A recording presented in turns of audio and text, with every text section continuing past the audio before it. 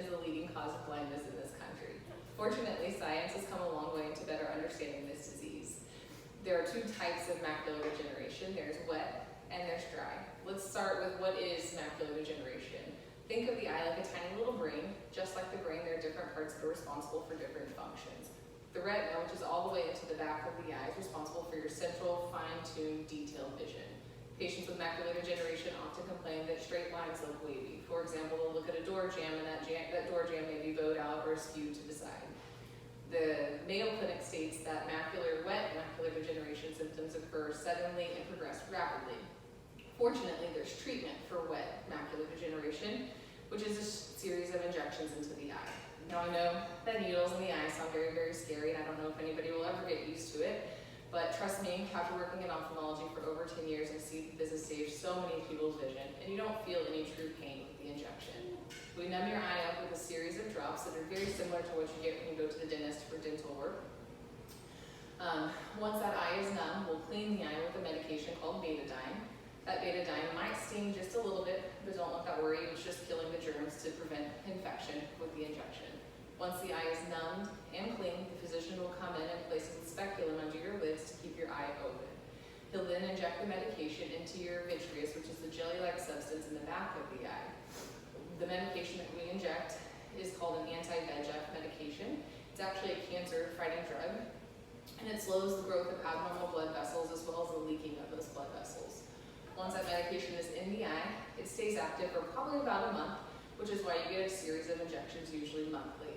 You may have bouts of inactivity, but that inactivity does not mean that you're out of the woods. We'll just extend your follow-up further and further, but still follow you very closely. Per Dr. John Haley, series of monthly injections are important, and again, we can treat and extend once that inactivity is present. The American Academy of Ophthalmology states that there's no treatment for dry macular degeneration, but there are things that you can do preventatively to help slow the process of both wet and dry. And it's basically just living a healthy lifestyle. Things that we should be doing day to day anyway. Those 5 things that are scientifically proven is a balanced diet with green leafy vegetables, no smoking, regular physical exercise, UV protection anytime that you go outside, and an eye vitamin that's specifically tailored for the eyes called an AREDS2 formula. Now, science hasn't proven that taking AREDS2 is going to help anybody who doesn't have any signs of macular degeneration, but if you have a family medical history, it certainly wouldn't hurt if you went ahead and took that. You can find those vitamins at any pharmacy over the counter. We all know that a healthy lifestyle is important for our bodies and our overall health, but it really is impactful for the overall health of our eyes as well.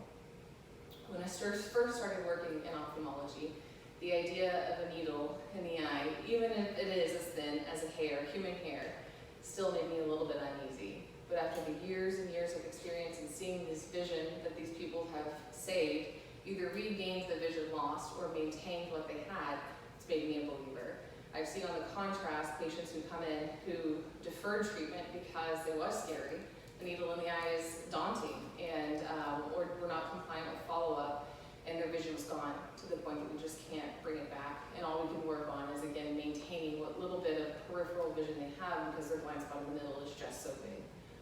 We do recommend that once you hit about the age of 50, that you follow up with your doctor annually for dilated eye exams with an ophthalmologist, an MD, so that they can diagnose and treat any kind of age-related eye diseases that may be present and stop them and help you catch them early